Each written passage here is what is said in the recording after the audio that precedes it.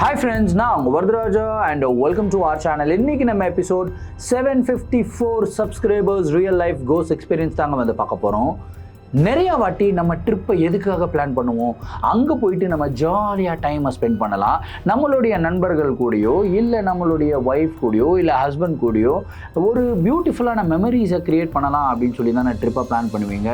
ஆனால் நீங்கள் போகிற ட்ரிப்பில் போகிற வழியிலேயே ஒரு மிகப்பெரிய பிரச்சனை, அதுலேயும் அமானுஷத்தினால பிரச்சனை, அதுலேயும் குறிப்பாக அந்த அமானுஷம் உங்கள் கூடவே ட்ராவல் பண்ணிக்கிட்டு இருக்குன்னு தெரிஞ்சால் அந்த ட்ரிப்பை நீங்கள் என்ஜாய் பண்ணுவீங்களா, இல்லை அந்த ட்ரிப்பை அப்படியே கை விட்டுட்டு திரும்பி ஓடி வந்துடுவீங்களா? ஏன் இந்த கேள்வி கேட்குறேன்னா, இன்றைக்கி நீங்கள் பார்க்க போகிற நிகழ்வில் அப்படிப்பட்ட மிகவும் சுவாரஸ்யமான சம்பவம் தாங்க காத்துக்கிட்டு இருக்கு. இந்த சம்பவத்தை நீங்கள் பார்க்குறதுக்கு முன்னாடி நீங்கள் நம்ம சேனலுடைய புதிய பார்வையாளராக இருந்தாலும் சரி, இல்லைனா நம்மளுடைய சேனலை பார்த்துட்டு இருக்கீங்க சப்ஸ்கிரைப் பண்ணாமல் பார்த்துட்டு இருக்கீங்கன்னா தயவுசெய்து சப்ஸ்கிரைப் பண்ணிக்கோங்க. கூடவே இருக்கிற பெல் ஐகானை கிளிக் பண்ணிக்கோங்க. அப்போ தான் நான் எவ்ரி ஆல்டர்னேட்டிவ் டே போடுற வீடியோ உங்களால் உடனே பார்க்க முடியும். இப்போ வாங்க ஸ்ட்ரெயிட்டாக வீடியோக்குள்ளே போகலாம்.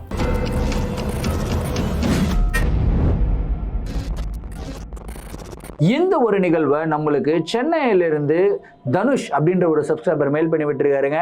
இந்த ஒரு அமானுஷமான நிகழ்வு அவருடைய வாழ்க்கையில 8 வருடத்துக்கு முன்னாடி நடந்ததாகவும், ஸோ இந்த ஒரு நிகழ்வை பற்றி யோசித்தாலே இப்போ கூட எனக்கு அப்படியே வயிறெல்லாம் கலக்குது அப்படின்னு சொல்லியிருக்காரு. சரி, கதையுடைய ஸ்டார்ட்லேருந்தே வர ஆரம்பிப்போமே. தனுஷ் வந்து பார்த்தீங்கன்னா சென்னையை சேர்ந்தவர் தான். அவர் இங்கே இருக்கிற ஒரு மல்டிநேஷ்னல் கம்பெனியில் ஒர்க் பண்ணிக்கிட்டு இருக்காருங்க. ஸோ அவருடைய சொந்த ஊர் அப்படின்னு வந்து பார்த்தீங்கன்னா அவர் வந்து மயிலாடுதுறையை சேர்ந்தவர். அங்கே தான் அவர் வந்து அவருடைய படிப்பெல்லாம் முடிக்கிறாரு. அதுக்கப்புறம் வேலை வாய்ப்பை தேடி தான் நம்மளுடைய சென்னை மாநகரத்துக்கு வராரு. சென்னையில் செம்ம ஃபன் பண்ணுறாரு. ஏன்னா அவர் வந்து பேச்சுலராக ஸ்டே பண்ணிட்டு இருக்கிறதுனால அவருடைய நெருங்கிய நண்பர்கள் நிறைய பசங்க இருக்காங்க. அவங்க கூட போயிட்டு ரெகுலராக பார்ட்டி பண்ணுறது, ஃபன் பண்ணுறது, இந்த மாதிரி அவருடைய வாழ்க்கையை ஜாலியாக என்ஜாய் பண்ணிக்கிட்டு இருந்தாருங்க.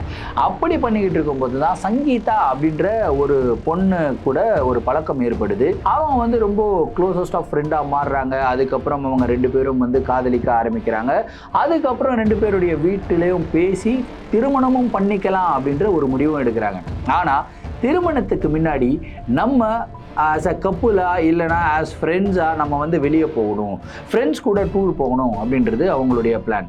ஸோ நம்ம தனுஷ் என்ன பண்ணுறாருன்னா தனியாக தான் அவர் வீட்டில் ஸ்டே பண்ணிட்டு இருந்தாராம். ஒரு சிங்கிள் பெட்ரூம் வீடு தனியாக வாடகைக்கு எடுத்து அவர் ஸ்டே பண்ணிட்டு இருந்தார். ஆனால் அவருக்கு வந்து அடிக்கடி ரொம்ப போர் அடிக்குமா. ஏன்னா எனி டைம் வந்து பார்த்திங்கன்னா சங்கீதாவையும் கூப்பிட முடியாது, நீங்கள் வாங்க கூட இருங்கன்னு சொல்ல முடியாது. ஏன்னா அவங்க ஃபேமிலியில் ஒத்துக்க மாட்டாங்க. இவங்களுமே கொஞ்சம் ரொம்ப ஆர்த்தடாக்ஸான ஒரு பொண்ணு. ஸோ இதெல்லாம் எனக்கு பிடிக்காது, கல்யாணத்துக்கு அப்புறம் தான் நம்ம வந்து கூட இருக்கணும் அப்படின்ற மாதிரி அவங்களுடைய நல்ல தாட். ஸோ அவங்கள ஒத்துக்காததுனால தனியாக இருக்கிறது ரொம்ப போர் அடிக்குதுன்னு சொல்லிட்டு ராக்கி அப்படின்ற ஒரு நாயை வந்து வளர்க்குறாங்க. அது வந்து ஒரு லேப்ரடார் டாகு. ஸோ ராக்கி அப்படின்ற பேர் வச்சுருக்காங்க. ஏன்னா இவர் வந்து அந்த ராக்கி படத்தை பார்த்து ரொம்ப இன்ஸ்பயர் ஆனார். எப்படி சில்வஸ்டர் ஸ்டாலோனுக்கு வந்து அவருடைய நாய் வந்து ரொம்ப பெட்டோ, அந்த மாதிரி எனக்கும் இந்த நாய் வந்து பெட்டாக இருக்கணும் அப்படின்னு சொல்லிட்டு அந்த ராக்கியை வந்து வளர்க்க ஆரம்பிக்கிறாரு. ஸோ சின்னதுலேருந்தே குட்டியிலேருந்தே வாங்கிட்டதுனால இந்த லேப்ரடார் டாகை வளர்க்குறவங்க எல்லாருக்குமே தெரியும், இந்த மாதிரி அது ரொம்ப பாசக்கார நாய்ங்க. நம்மளை வந்து ஒரு வாட்டி மோப்பம் பிடிச்சிருச்சு அப்படின்னா நீங்கள் 10 வருஷம் அந்த நாய் கண்ணில் படாமல் கூட நீங்கள் அதுக்கப்புறம் வந்து பார்த்தீங்கன்னாலும் உங்களை கரெக்டாக கண்டுபிடிக்குமா. அந்த அளவுக்கு சூப்பரான ஒரு மோப்ப சக்தி உள்ள ஒரு பிராணி. ஓகேங்களா. ஸோ அந்த நாய் வந்து ரொம்ப பெட்டாயிடுச்சு. இவருக்கு மட்டும் இங்கே பெட்டு கிடையாது, இவருடைய எல்லா நண்பர்களுக்குமே பெட்டாயிடுச்சு. ஸோ அவங்க வீட்டுக்கு வரும்போதெல்லாம் எப்போ பார்த்தாலும் அந்த நாய்க்குட்டி கூட தான் விளையாடிக்கிட்டு இருப்பாங்க. அப்படியே ஒரு வருஷம் ஆகுது, 1.5 வருஷம் ஆகுது.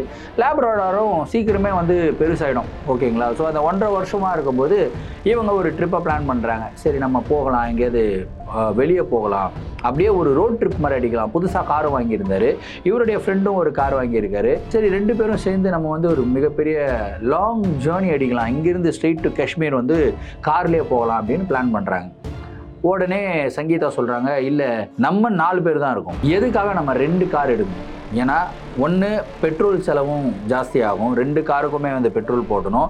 ப்ளஸ் ஒருத்தரே வந்து காரை ஓட்டிகிட்டு வந்தால், ஏன்னா 2 பெண்களுக்குமே வந்து பார்த்திங்கன்னா கார் ஓட்ட தெரியாது. 2 ஆண்கள், அதாவது நம்மளுடைய தனுஷுக்கும் அவருடைய நண்பர் குமார், அந்த 2 பேருக்கும் மட்டும்தான் கார் ஓட்ட தெரியும். ஸோ ஒரு காரில் போனால் 2 பேரும் மாற்றி ஓட்டிக்கலாம். ஏன் நீங்கள் வந்து காசை வேஸ்ட் பண்ணுறீங்க, ப்ளஸ் உடம்புமே டயர்ட் ஆகும், எல்லாருமே ஒரே காரில் அப்படி ஒன்றும் ப்ரைவசி நம்ம வந்து மெயின்டைன் பண்ண தேவையில்லை. எப்படி இருந்தாலும் அங்கே போனால் நம்ம வந்து தனியாக தனியாக தான் ஸ்டே பண்ண போகிறோம், ஓகே அப்படின்னு சொல்லிட்டு ஒரு கார் எடுக்கிறாங்க. தனுஷுடைய காரை எடுத்துகிட்டு இவங்க வந்து இவங்களுடைய ட்ரிப்புக்கு கிளம்புறாங்க. ஆனால் இவங்க ட்ரிப்புக்கு கிளம்பும்போது இவங்க 4 பேர் மட்டும் போகலை, இவங்க கூடவே வந்து பார்த்திங்கன்னா ராக்கியும் கூட்டிகிட்டு போகிறாங்க. ராக்கி நடு சீட்டில் பின்னாடி உட்காந்துக்குது, சங்கீதா வந்து ஃப்ரண்ட் சீட்டில் உட்காந்துருக்காங்க. சம்டைம்ஸ் அவங்களுக்கு ரொம்ப டயர்ட் ஆகிடுச்சுன்னா பேக் சீட்டில் போயிடுறாங்க. தனுஷ் தான் காரை டிரைவ் பண்ணிட்டு வந்துட்டுருக்காரு. அப்படியே ஜாலியாக என்ஜாய் பண்ணிவிட்டு இவங்க ஒரு டெஸ்டினேஷன் டு டெஸ்டினேஷன் அப்படியே போய்கிட்டே இருக்காங்க. ஒரு நாள் ஃபுல்லாக ட்ராவல் பண்ணுறாங்க, ரொம்ப ஜாலியாக இருக்குது. அதுக்கப்புறம் நைட் வந்து ஒரு ஹால்ட் எடுக்கிறாங்க. அதுக்கப்புறம் திரும்பி அவங்களுடைய ட்ராவலை கண்டினியூ பண்ணுறாங்க. ஒரு விஷயத்தை இவங்க நோட்டீஸ் பண்ணுறாங்க, இந்த மார்னிங் டைமில் ட்ராவல் பண்ணுறது ரொம்பவும் கடுப்பாக இருக்குது, செம்ம டிராஃபிக்காக இருக்குது, நம்மளால் ட்ராவலை என்ஜாய் பண்ணவும் முடியல. ஸோ நம்ம ஏன் நைட் டைமில் ட்ராவல் பண்ணக்கூடாது அப்படின்ற டிசிஷனை ஒரு 1.5 நாள் கழிச்சு தான் எடுக்கிறாங்க. ஸோ இவங்க என்ன பண்ணுறாங்கன்னா ஆந்திராவுக்கு பக்கத்தில் ஒரு ஹோட்டலை வந்து புக் பண்ணுறாங்க. அந்த ஹோட்டலில் டே ஃபுல்லாக தூங்குறாங்க. நைட்டு ஒரு 7-7:30 மணிக்கு வந்து டின்னரை சாப்பிட்றாங்க. அதுக்கப்புறம் இவங்களுடைய பயணத்தை நைட் டைமில் ட்ராவல் பண்ண ஆரம்பிக்கிறாங்க.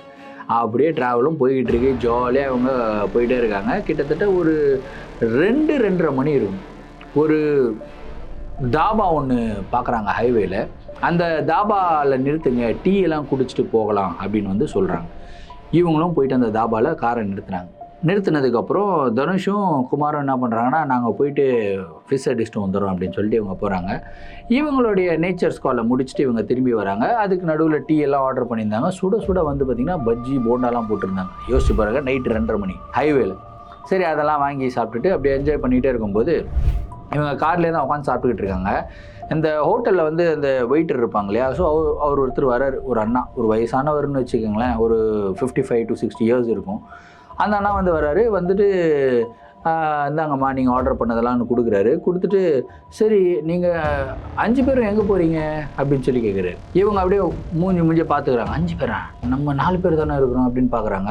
ஸோ இவங்க என்ன நினச்சிக்கிறாங்க அப்படின்னா, நம்ம வந்து ராக்கியை கூட கூட்டிகிட்டு போகிறோம், ஸோ ராக்கியும் நம்ம பார்ட் ஆஃப் த ஃபேமிலி அப்படின்றது தான் அவ்வளோ மரியாதையை அவர் வந்து சொல்கிறார் அப்படி சொல்லி. இல்லைண்ணா ஒரு ரோட் ட்ரிப் மாதிரி போகிறோம், கிட்டத்தட்ட காஷ்மீர் வரைக்கும் போகிறோன்னா ஜாலியாக ஃபன் பண்ணணும், ஏன்னா எங்களுக்கு இன்னும் 2 மாதத்தில் கல்யாணம் ஆக போகுது, அதனால் அதுக்கு முன்னாடி ஃப்ரெண்ட்ஸ் கூட மெமரபுளாக ஒரு ட்ரிப்பு போகணும் அப்படின்றதுக்காக போய்கிட்டு இருக்கோம் அப்படின்லாம் சொல்கிறாங்க. சரி ஓகே, ஆனால் எங்கே போனாலும் ஜாக்கிரதையாக போங்க, நைட் டைமில் எது வந்தாலும் தயவுசெய்து நடுவில் நிறுத்தாதீங்க, நீங்கள் பாட்டு போய்கிட்டே இருங்க, ஏன்னா போகிற பகுதி எல்லாமே வந்து ரொம்ப அடர்ந்த காட்டுப்பகுதி மாதிரி இருக்கும், ஆள் நடமாட்டமே இல்லாத இடமா இருக்கும், தயவு செய்து நடுவில் மட்டும் வண்டியை நிறுத்தாதீங்க அப்படின்னு சொல்லிட்டு அவர் பாட்டு போய்கிட்டே இருக்கு.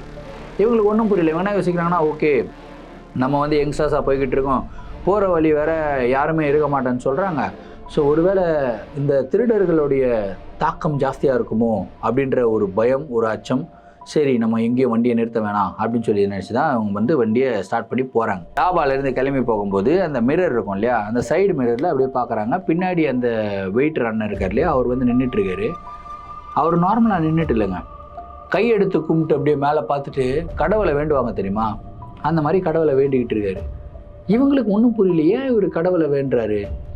அதுக்கப்புறம் அந்த வெயிட்டர் அண்ணன் இன்னொரு விஷயத்த சொல்லியிருந்தார், போகிற வழியில் ஏதாவது புழுக்கத்தை ஃபீல் பண்ணீங்க அப்படின்னா நீங்கள் ஏதாவது உங்களுடைய சாமி இஷ்ட தெய்வத்தோட பாட்டெல்லாம் போட்டுட்டு போங்க. ஃபார் எக்ஸாம்பிள், நீங்கள் முருகரை வழிபட்டீங்க அப்படின்னா கந்த சஷ்டி கவசத்தை போடுங்க, ஹனுமானை வழிபட்டீங்க அப்படின்னா ஹனுமான் சலீசாவை போடுங்க, அந்த மாதிரி சாமி பாடல்களை போட்டு விட்டு போங்க, ஸோ தட் தீய சக்திகள் அண்டாது அப்படின்றதெல்லாம் சொல்லியிருந்தேன். ஆனால் இவங்களுக்கு எல்லாமே வந்து அது ரொம்ப ஓவராக இருந்தது. என்னடா இது, நம்ம பாட்டுக்கு ட்ராவல் தான் பண்ணிக்கிட்டு இருக்கோம், இவர் நம்ம தீய சக்தி நம்மளை அண்டாது, அந்நிய சக்தி வெளியே போகும் அப்படி இப்படிலாம் பேசிக்கிட்டு இருக்காரு, சரி வேணாம் அப்படின்ட்டு இவங்க ஜாலியாக ஃபன் பண்ணிகிட்டு இருக்காங்க.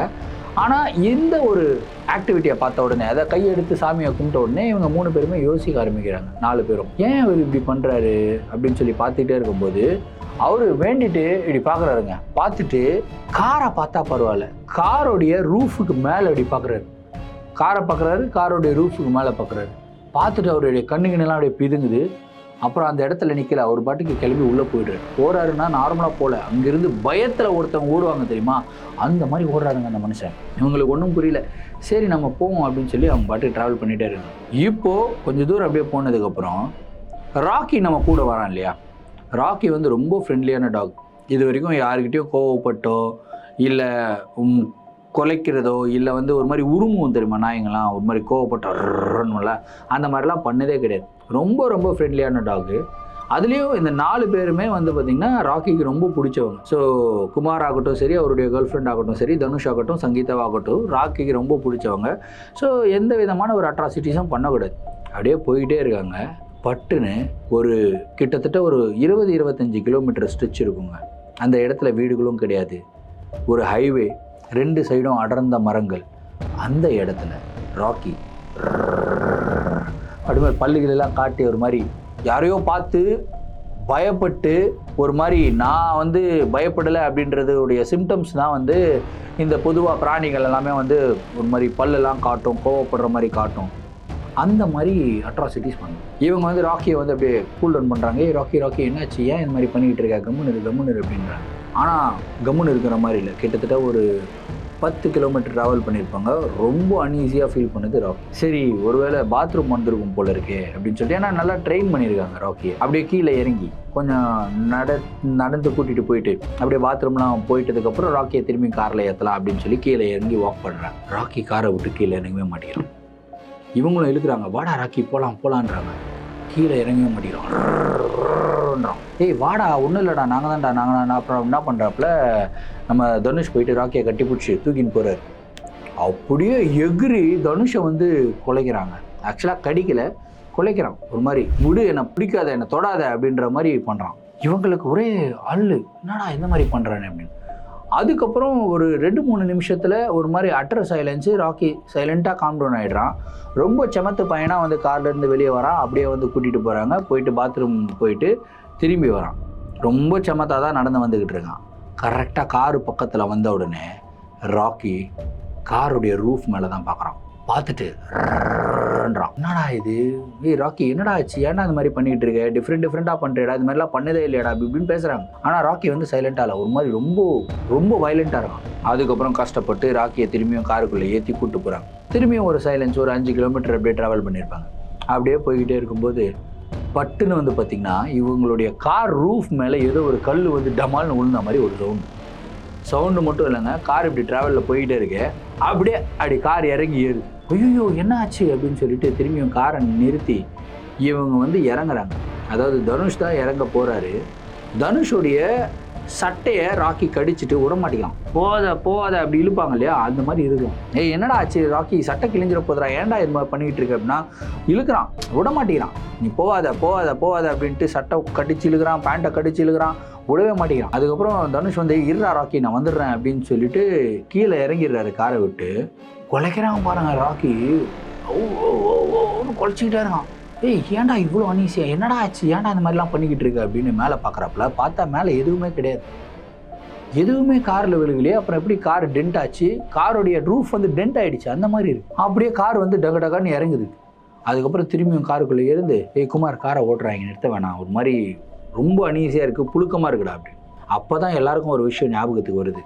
சார் நீங்கள் போகிற வழியில் புழுக்கமாக இருந்தது அப்படின்னா உங்களுடைய இஷ்ட தெய்வங்களுடைய பாட்டை போட்டுருங்க அப்படின்னு சொல்லி அந்த வெயிட்டர் சொன்னது ஞாபகத்துக்கு வருது. எல்லாரும் அப்படியே சுற்றி பார்க்குறாங்க. சச்சா இருக்காது, நம்மளே வந்து ஒரு கற்பனையில் நம்ம இந்த மாதிரிலாம் யோசிக்கிறோம், அந்த மாதிரிலாம் எதுவும் இருக்காது, நம்ம பாட்டுக்கு முன்னு சைலண்ட்டாக போகலாம், எல்லாமே ப்ராப்பராக இருக்கும் அப்படின்னு சொல்லிட்டு அவங்க பாட்டு போயிட்டே இருக்காங்க. முன்னொரு 10 கிலோமீட்டர் இப்படி ட்ராவல் பண்ணியிருப்பாங்க. திடீர்னு 3 பேர் பின்னாடி உட்காந்துட்டு இருக்காங்க. தனுஷ், சங்கீதா, அதுக்கப்புறம் குமாரோடைய கேர்ள் ஃப்ரெண்ட். குமார் வந்து காரை ஓட்டிகிட்டு இருக்காரு. ஃப்ரண்ட் சைடு டிரைவருக்கு லெஃப்ட் ஹேண்ட் சைடில் இருக்கிற சீட் வந்து காலியாக இருக்குது. அந்த சீட்டில் யாரோ உட்காந்துட்டு அந்த சீட்டோடைய அட்ஜஸ்ட்மெண்ட் இருக்கு இல்லையா, அட்ஜஸ்ட் பண்ணி அந்த சீட்டை பின்னாடி தள்ளுவாங்களே எப்படி, அந்த மாதிரி சீட்டை நகர்த்துற மாதிரி சவுண்டு கேட்குது. சவுண்டு மட்டும் கேட்கல, சீட்டு ஆட்டோமேட்டிக்காக பின்னாடி நகருதுங்க. பின்னாடி வந்து சங்கீதா உட்காந்துட்டு இருக்காங்க. ஏய் குமார் என்ன பண்ணிட்டு இருக்க, நீ காரை ஓட்டினா ஒழுங்காக ஓட்ட மாட்டேன். அவங்க நல்லா தூக்கத்தில் இருக்காங்க. குமாருக்கும் ஒன்றும் புரியல. காரை சைலண்ட்டாக நிறுத்துறாரு. ஏய் நான் எதுவுமே பண்ணலை, நான் காரை தான் ஓட்டிக்கிட்டு இருக்கேன். தனுஷ் முடிச்சுக்கிட்டு தான் இருக்காரு. ஆமாம் சங்கீதா, அவன் எதுவுமே பண்ணலை, அவன் கார் தான் ஓட்டிக்கிட்டு இருக்கான் அப்படின்னு சொல்லிட்டு சீட்டை பார்க்குறாங்க. பார்த்தா அந்த சீட் வந்து நல்லா ரிக்ளைன் ஆகிட்டு அப்படியே ஃபுல் லாக்கில் பின்னாடி தள்ளி, பின்னாடி வந்து சங்கீதாவுடைய காலுக்கு வந்து கேப்பே இல்லாத மாதிரி முட்டியெல்லாம் அமுங்கிக்கிட்டு இருக்க மாதிரி இருக்குது. என்ன இது இப்படி இருக்குன்னு சொல்லிட்டு திரும்பியும் சீட்டை வந்து அட்ஜஸ்ட் பண்ணி ஃப்ரண்ட்டில் தள்ளுறாங்க. எப்படியும் யாரும் ஃப்ரண்ட்டில் உட்காரல அப்படின்னு சொல்லி ஃப்ரண்ட்டில் ஃபுல்லாக தள்ளுறாங்க. திரும்பியும் அவங்களுடைய பயணத்தை தொடர்றாங்க. கிட்டத்தட்ட ஒரு 5 நிமிஷம் கழித்து திரும்பியும் அதே மாதிரி என்டையர் சீட் வந்து அப்படியே பின்னாடி வந்திருக்கு. பின்னாடி மட்டும் வராமல் அந்த சீட்டை ஃபுல்லாக இப்படி சாஞ்சிருந்தா எப்படி இருக்கும், அந்த மாதிரி ஃபுல்லாக சாயுதுங்க. ஆனால் சீட்டு வந்து காலியாக இருக்குது, யாரும் அந்த இடத்துல உட்காரல. அதே டைமில் ராக்கி வந்து குலைக்கிறான் பாருங்கள், குலைச்சிக்கிட்டே இருக்கான், கண்டினியூஸாக குலைச்சிக்கிட்டே இருக்கான். என்னடா இது, ஏன் இப்படி டாக் வந்து பாக் பண்ணிக்கிட்டே இருக்குது அப்படின்னு சொல்லிட்டு குமார் கேட்குறாப்புல. என்னன்னே தெரியலடா, ஒரு மாதிரி சஃபகேட்டிங்காக இருக்குடா, உள்ளே மூச்சு விடவே முடியலடா, ஒரு மாதிரி மூச்சு திணறல் ஏற்படுதுடா, ஒரு மாதிரி ஒன்றும் புரியலடா, எங்களுக்கு மயக்கம் வருது. குமாருடைய கேர்ள் ஃப்ரெண்ட் பின்னாடி உட்காந்துருக்காங்க, அவங்க வந்து லிட்டரலாக மயக்கமே போட்டாங்க. திடீர்னு வந்து அவங்கள வந்து ரெஸ்பான்ஸே இல்லாமல், மூச்சு பேச்சு இல்லாமல் போயிட்டாங்க. அப்படியே வேர்வெல்லாம் கொட்டுது அவங்களுடைய தலையிலேருந்து. தொடச்சி விட்டு காருடைய கண்ணாடியெல்லாம் இறக்கி விட்டு கொஞ்சம் காற்று வரட்டும் அப்படின்னு சொல்லி முகத்தில் தண்ணியெல்லாம் தெளித்து விட்டு தொடச்சி விட்றாங்க. அதுக்கு நடுவில் ராக்கி வந்து ரொம்ப ரெஸ்ட்லெஸ்ஸாக காருக்குள்ளே உட்காரவே மாட்டேங்கிறான். ஒரு மாதிரி சுற்றிக்கிட்டு இருக்கான். அப்படி எகிரி வெளியே ஓடணும் அப்படின்னு தான் பார்க்குறான். கதவை திறந்து அப்படி தனுஷ் கீழே இறங்குறாருங்க. அடுத்த செகண்ட் ராக்கி எகிரி குதிச்சு ஓடுறாங்க. அங்கிருந்து ராக்கியை பிடிக்கிறதுக்கு இவங்க வந்து ஓடுறாங்க. ஓடி போயிட்டு ஃபைனலாக கயிறை பிடிச்சிட்டாங்க. கழுத்தில் வந்து ஒரு கயிறு போட்டு வச்சுருப்பாங்களே, அதை பிடிச்சிட்டாங்க. ராக்கி என்ன பண்ணுற வா போகலாம் அப்படின்னு இழுக்கிறாரு. ராக்கி வந்து வரவே மாட்டேங்கிறான்.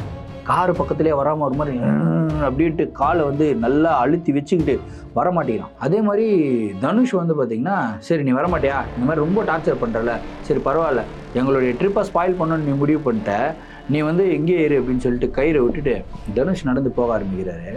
ராக்கி அங்கேருந்து ஓடி வரான். ஓடி வந்து தனுஷ் முன்னாடி நின்றுட்டு போவாதன்ற மாதிரி சிக்னல் கொடுப்பாங்கள்ல, அந்த மாதிரி பண்ணிக்கிட்டு இருக்கான்.